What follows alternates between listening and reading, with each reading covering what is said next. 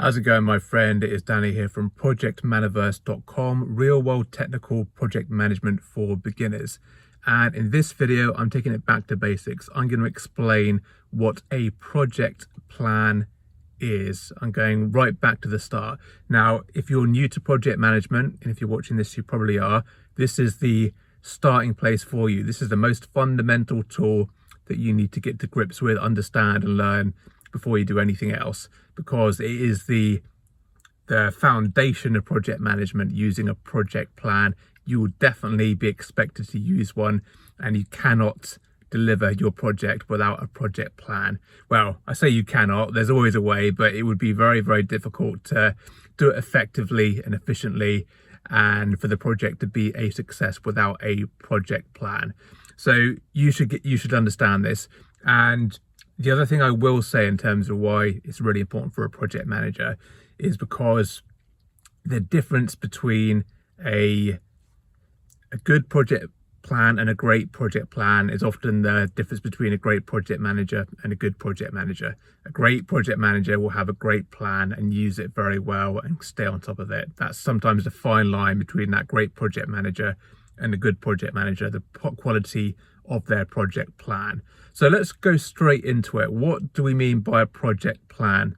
Well, I was thinking about this and I thought, it would be too obvious to talk about this, but I don't think it is, because you hear the phrase, I've got a plan for this, but what does that mean? You might just think it means, I've got a few bullet points in my head that I'm going to do to execute this plan. Have you got a plan? Yeah, I've got a foolproof plan, all those sayings we hear. But when it comes to project management, a project plan is something very specific. So what it basically is a list of all the activities that need to happen to complete the project. That's the very high level description of what a project plan is. It's a list of all the activities that need to take place in order for you to complete the project. And you could have a project plan for something very simple, but you wouldn't do, but I'm going to give you an example now. Let's say you want to make a cup of tea. There are a series of activities in there, and you could create a project plan for making a cup of tea. You know, step 1, get the mug out. Step 2, put a tea bag in there. Step 3, boil the water. Whatever it is, you've got a sequence of things that must be done, and that would go into your project plan. And you can break it down to as much detail as you want. You can have a very high level plan. When we say high level, we mean a zoomed out plan where you could fit it on one page, like a portrait A4 PowerPoint. And it's just got those high level activities on there. Or you could have a very, very, very detailed plan, which has got rows and rows and rows and rows, which is broken down and broken down. You can with any process, you can almost break it down into an infinite number of steps. Take the cup of tea example. You could have a very basic plan with about 20 steps in there, or you could really break it down to a ridiculous degree, as in open the packet of tea, pull out a tea bag, move your hand, put it in the tea bag, take your hand out of the cup, open the drawer to get a tea. You can break it down into really stupid detail. So you will learn this with time. There's always a trade-off with how detailed your plan is. There are benefits and drawbacks to having a very detailed plan, and there are benefits and drawbacks to having a quite high level plan. So you can zoom in and out, you can have various degrees of detail in your project plan. So going back to the project plan, what is it? Let's go into some of the specifics now. So I said it's a list of activities that need to happen to be able to deliver the project. And that list can be as detailed as you want it to be. You can take any one activity on there, and if you want to, you can break it down further. So that's for another video, but just bear that in mind. It's up to you how far you go with it. I do always recommend having a plan on a page because it's very useful, but we'll talk about that in another video. So you've got all your activities going down the page on the left-hand side. Now, next to that, you want to have who is doing the activity. Try and get a name and be specific if you can. If you can't get a name at this stage, get the team name at least. So you want to know what the task is and who's doing it. That's the first thing. Now, the next thing you want to do is understand the time frames. Now, the whole point of a plan is not just the activity, but it also specifies when that activity is going to happen. And not only when is it going to happen, when is it going to finish? So when does it start? How long does it take? What's the duration? And when will it finish? So you need those dimensions of time on your project plan. So going back, the activity on the left, across who's doing it, and then you want when is it going to start, and how long is it going to be, and when will it finish. Those are the essential elements of a project plan. So that's your, I suppose, on the left you've got your activities, on the right you've got your, say it again, you've got your who, then you've got the start, then your duration, and then you've got your finish date. Now once you've got that duration, you want to visually represent that on a page somehow. So all you need to do is put a line for the length of time there is. So if it's, let's say you're using Excel, everyone can relate to Excel. You've got all your squares and your grid on there. So if you've got all your activities down the left, you could say that one day is one square on there. So if your task is going to take 5 days, you want five squares filled out across there on the right. So that's it. You want to visually see how long it's going to take by looking at it. So that's where you have your lines across the x-axis, but going down the page. So those are the basics of the plan. Now, a few extra things to put in there.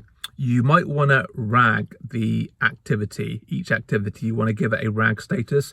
RAG status is a way to communicate how well that activity is going in terms of how likely is it to complete on time.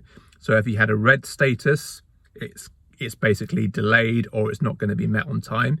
If it's amber, it's at risk. So you might make the time, but you might not. It's at risk. It's starting to look like you won't make it. So you're just making people aware of that. It's not red yet, but it's trending that way. And then the green means it's on track and everything's fine, and you're due to complete that to the original time that you estimated and that original end date that you targeted. And then blue is basically if you finish that task and it's completed, you mark it blue so everyone knows that task is now done. So you probably want to do that as well. One other thing that is very good to have on your plan is dependencies. So before I go into dependencies, it's kind of a given. I hope you just made that assumption that you want the order of the task to be in order. So you want the sequence correct. You don't want the activities in any old order. You want it sequentially. So this task first, then this one, then this one, then this one. Now, some tasks can't be done until a preceding task has actually completed. So what you want to do in those cases is mark the dependency linkage. So for a particular task, if another task has to happen before that one, in a column on the right, again, just add the row number or the task number next to it. So you know, right, this task can't start until this one has been done, and you can link it that way. So those are the core ingredients that you want to include in your project plan. Now, as I say, you can break it down to have it very detailed, or you can have a high level version. You can have somewhere in between, but it's up to you how far you go with it. Now, the software that's typically used for a detailed project plan is something called MSP, Microsoft MSP. That's pretty good. It's quite robust. It's much more robust than Excel for creating a project plan. You know, it's easy to maintain, doesn't take too long to type in the dates and that. And the nice thing it does is when you type in a task and the duration and the time and the end, it will automatically create that line I was talking about and put it on there. And then the nice little trick you can do with it, once you've got your plan together, you can hit a summarize button and it will summarize it and pull out some of the key stuff and put it on a plan on a page for you if you want that view, which is quite a handy tip. Other people sometimes just use Excel, which is fine. It's quick and dirty in a way if you don't want to keep it very put governance behind it and configuration management and versioning control and all that kind of good stuff. If you want to quickly just get a plan from your head onto paper, Excel is a good way of doing it, and you can transfer it later if you want something a bit more robust. But Excel's a good way of doing it as well. And nowadays people are starting to use Jira a little bit, the tool Jira, which is more of an agile tool. I don't think it's great for project plans. You can do it in there. I like the more traditional MSP or the Excel. And the summarized version of the plan on a page is generally done in PowerPoint. That's what the kind of standard is across the industry for project management.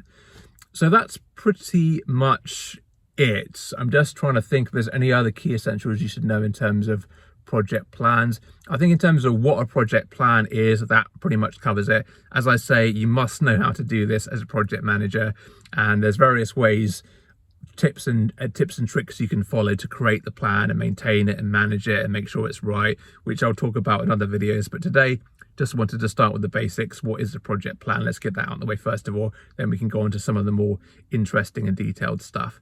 So I hope you enjoyed the video. Until tomorrow, please take care. Don't forget to hit the like button, and don't forget to subscribe as well. I am doing daily videos, so if you're new to project management, you can get 10 minutes a day from me, and in about 3 months you should have a very good understanding of technical project management, the basics of it anyway. Okay, thanks very much, and we'll see you tomorrow. Bye bye.